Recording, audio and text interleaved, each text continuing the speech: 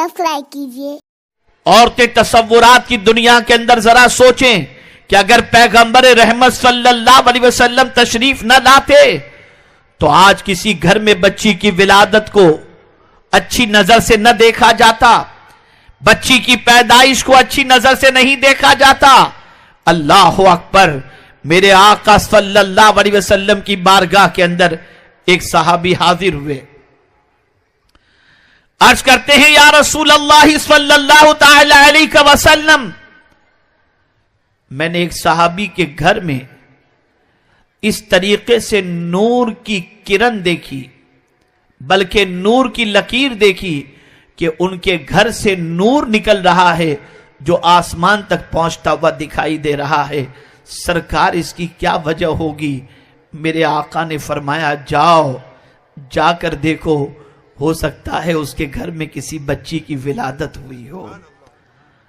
आप अंदाजा लगाएं पैगंबर रहमत सल्लल्लाहु अलैहि वसल्लम ने कितना ऊंचा मर्तबा और मकाम औरतों के हवाले से, बच्चियों के हवाले से सहाबा और इंसानों के दिलों के अंदर दाखिल फरमा दिया।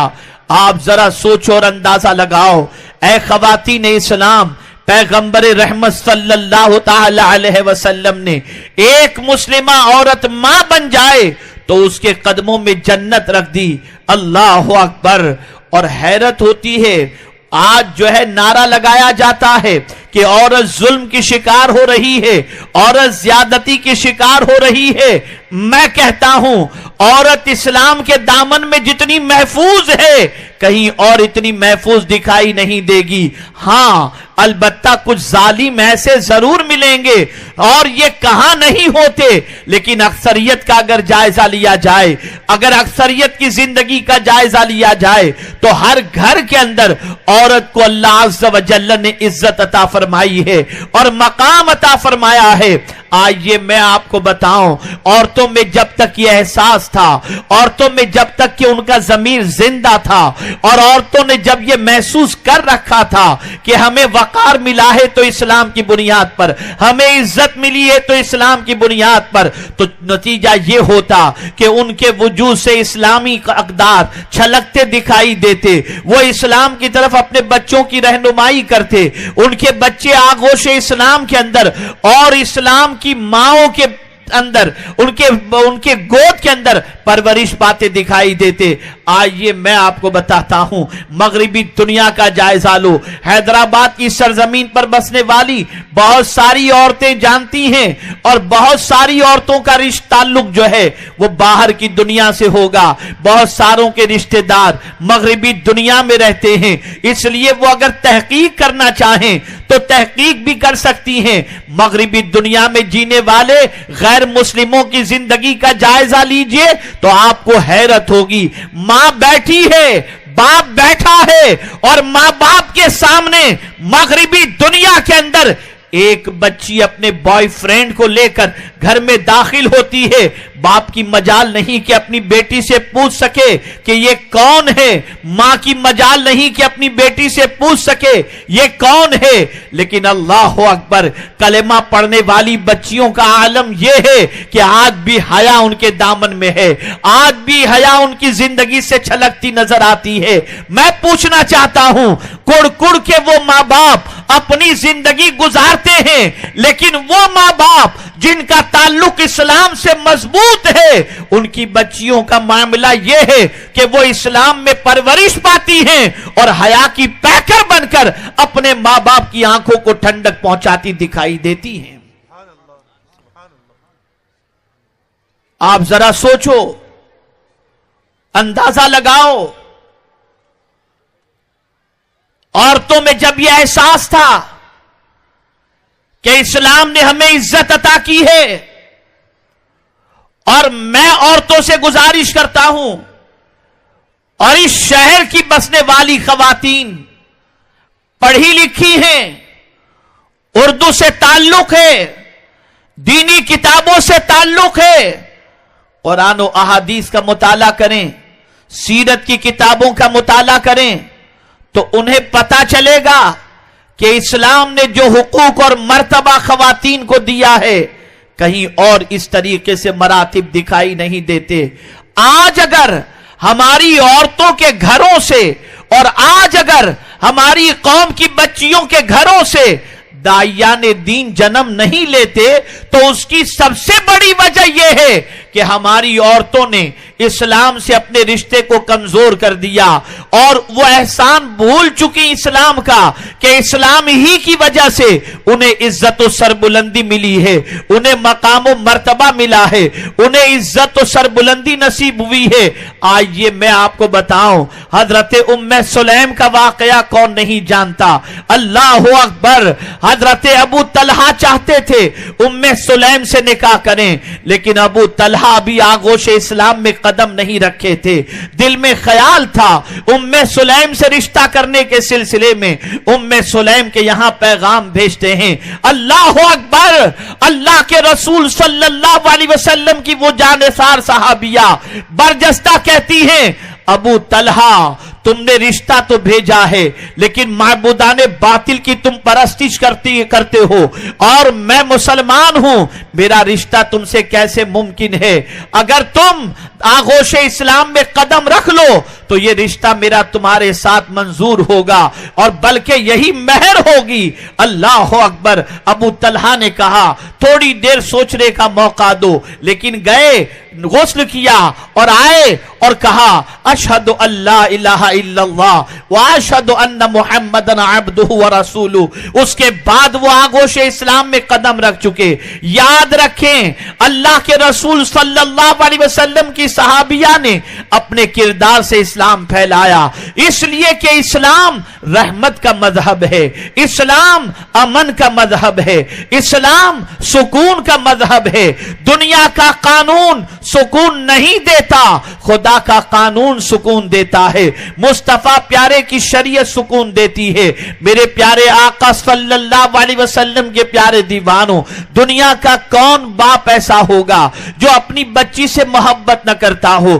دنیا کی کون سی عورت ایسی ہوگی جو اپنے شوہر سے محبت نہ کرتی ہو؟ دنیا کی کون سی بچی ایسی ہوگی جو اپنے باپ سے محبت نہ کرتی ہو؟ لیکن میں حیران ہوں, یا اللہ ماجرا کیا ہے؟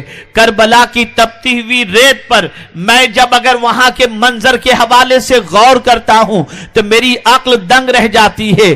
اللہ اکبر. 22,000 کا لشکر جرار سامنے ہے.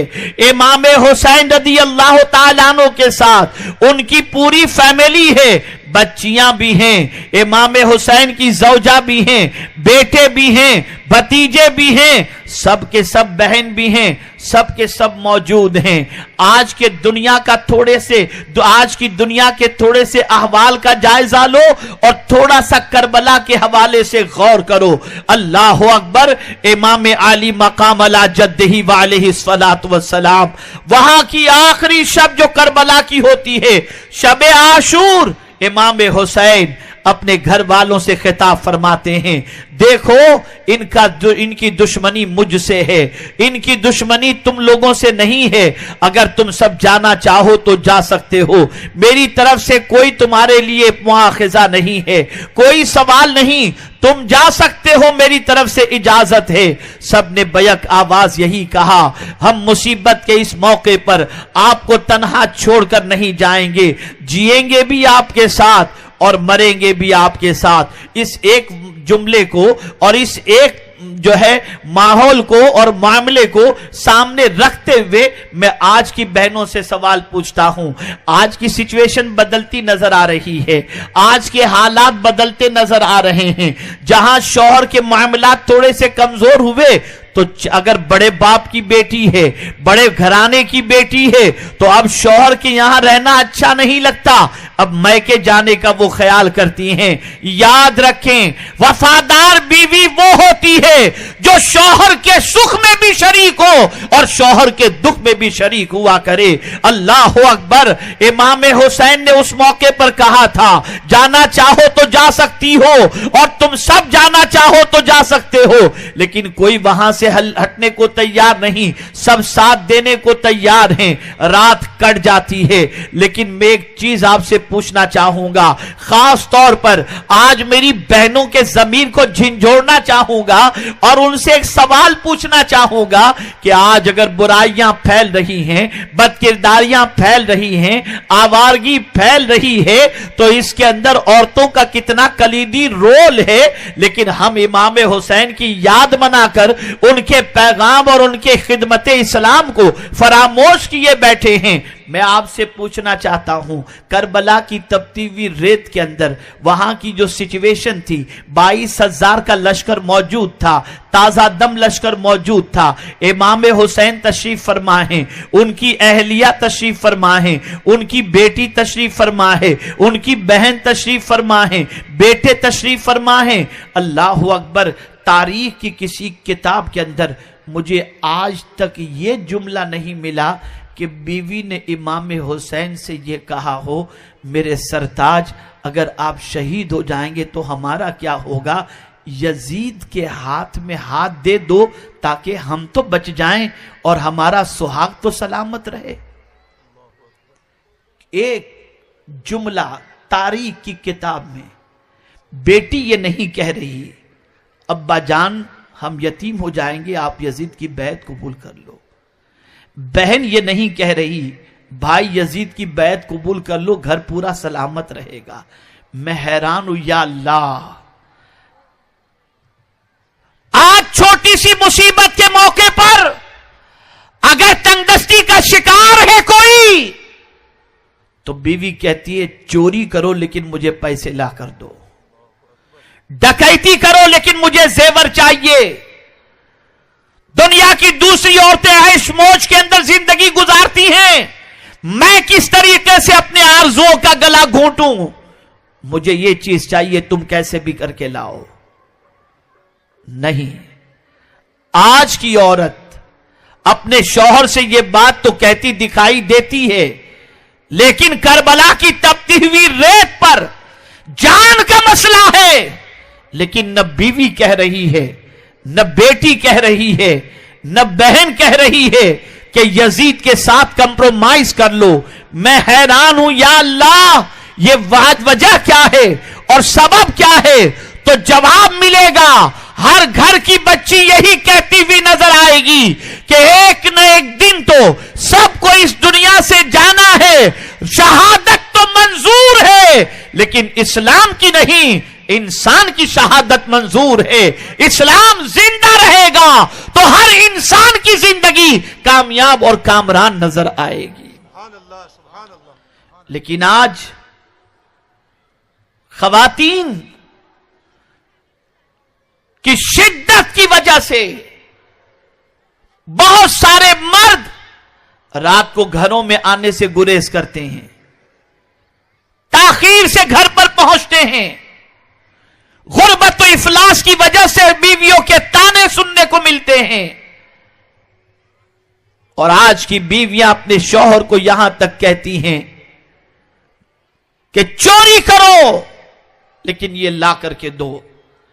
لیکن تاریخ بتاتی ہے مصطفیٰ پیارے صلی اللہ علیہ وسلم سے محبت کرنے والی خواتین جب غربت کی چکی میں پیسی جاتی اور ان کے شوہر جن کی آمدنی بہت کم ہوا کرتی اور کبھی کبھی تو فقر و فاقے میں زندگی گزاری جاتی, ایسے موقع پر شوہر کے دل و دماغ کے اندر کہیں سے فطور بھی اگر آ جائے تو اس دور کی عورتیں تھیں جو اپنے شوہر کو اسلام پر ثابت قدم رکھتی تھیں.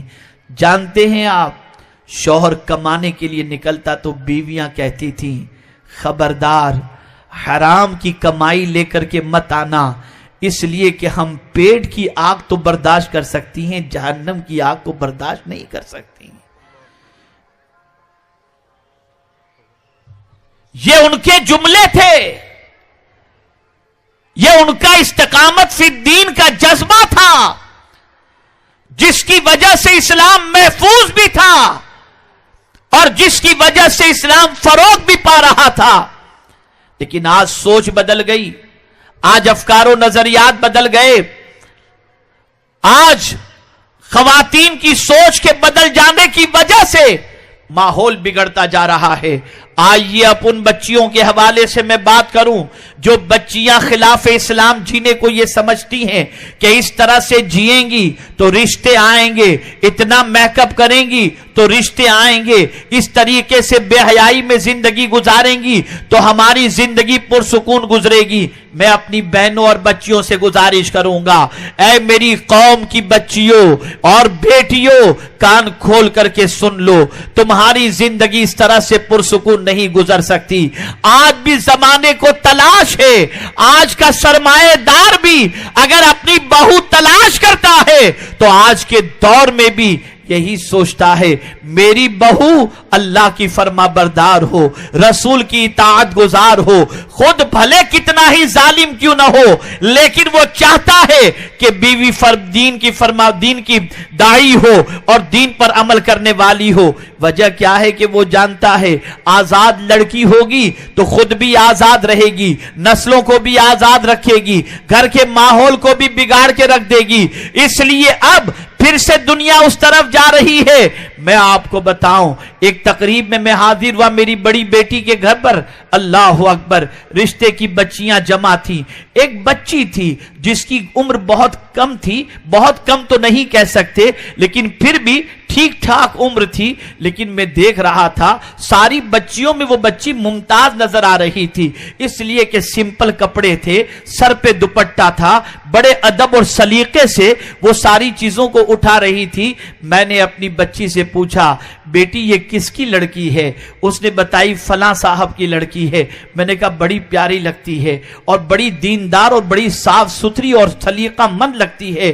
اس کے بعد میں نے میری بیٹی سے کہا میری بچی دیکھو اس نے میک اپ تو نہیں کیا تھا، اس نے بہت ٹپ ٹاپ ہو کر تو نہیں آئی تھی، لیکن مصطفیٰ کے فرمان پر عمل کرنے سے اس کی عزت بھی ہماری آنکھوں کے اندر نگاہوں کے اندر بیٹھ گئی۔ اس لیے کہ آج اگر سلیقہ سکھایا جائے، آج اگر یہ ساری چیزیں سکھائی جائیں تو اس کی وجہ سے عزت بن جاتی ہے، وقار بن جاتا ہے۔ لیکن ہاں اب ایسا بھی معاملہ بنتا جا رہا ہے کہ بہت ساری خواتین اس طریقے سے بھی آزادی کا خیال کرتی ہیں کہ برقع پہنی ہوتی ہیں، مزاج دوسرا ہوتا ہے، لباس اسلامی ہوتا ہے، سوچ دوسری ہوتی ہے۔ تو سب سے پہلے اپنی سوچ کو پاکیزہ کرو، اپنی فکر کو اسلامی کرو اور اس کے ساتھ ساتھ اپنے وجود کو بھی اسلامی کرو۔ اے خواتین اسلام، پیغمبر رحمت صلی اللہ تعالی علیہ وسلم صحابیات سے جب بیعت لیتے تو ان سے بیعت کے وقت یہ اقرار لیا کرتے تھے کہ زنا نہیں کریں گی، چوری نہیں کریں گی، قتل و غارت گری نہیں کریں گی۔ ان ساری چیزوں کے حوالے سے ان سے اقرار لیا جاتا تھا۔ اے خواتین اسلام، آج ضرورت اس امر کی ہے کہ بے حیائی کے ماحول سے بچا جائے، بد کرداری کے ماحول سے بچا جائے۔ میں ایک چھوٹی سی مثال آپ کے سامنے پیش کروں، آپ مجھے بتائیں۔ میری بہت ساری بچیاں یہاں پر بیٹھی ہوں گی، ایک بار کبھی ایسا بھی ہوتا ہے کہ ان کی کوئی سہیلی ہوتی ہے، وہ سہیلی سے بڑی کلوز ہوتی ہیں اور بہت ساری اپنی باتیں اپنی سہیلی سے شیئر کرتی ہیں۔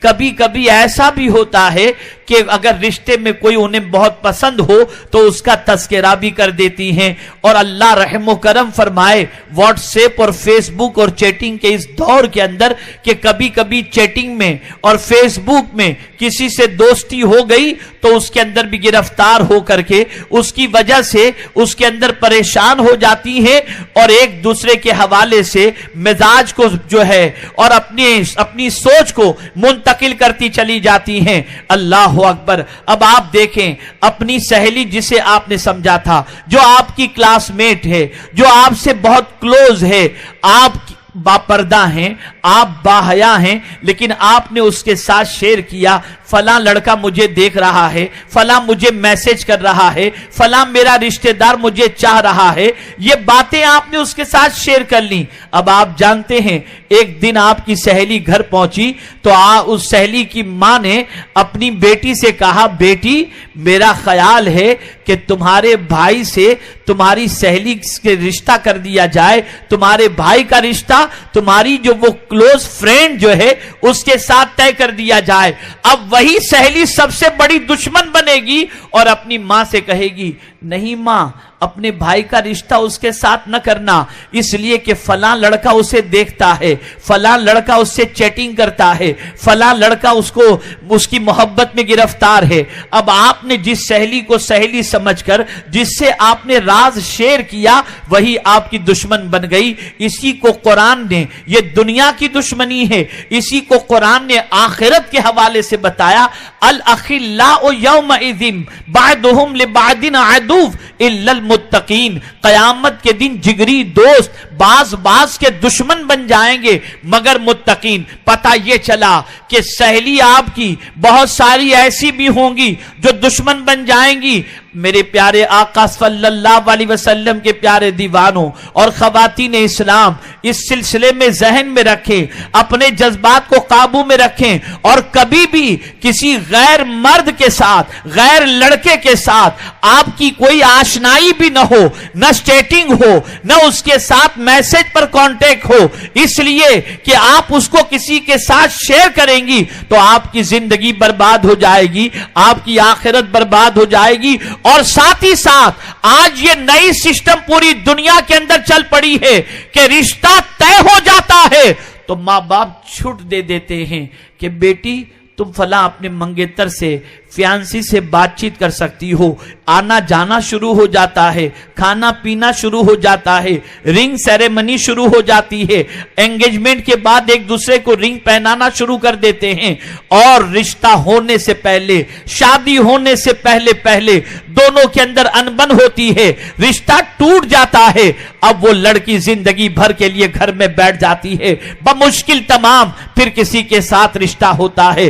آپ جانتی ہیں یہ سارے وہ خرافات ہیں جس پر اسلام نے پہلے سے پہرا بٹھا دیا ہے. اللہ اکبر. میرے پیارے آقا صلی اللہ علیہ وسلم کے پیارے دیوانوں اور خواتین اسلام یہ چاہتا ہے عورت باعزت و باوقار بن کر اپنی زندگی کے لمحات گزارے اور اسے دنیا میں بھی سرخروئی ملے، قبر میں بھی سرخروئی ملے اور میدان محشر میں بھی سرخروئی ملے.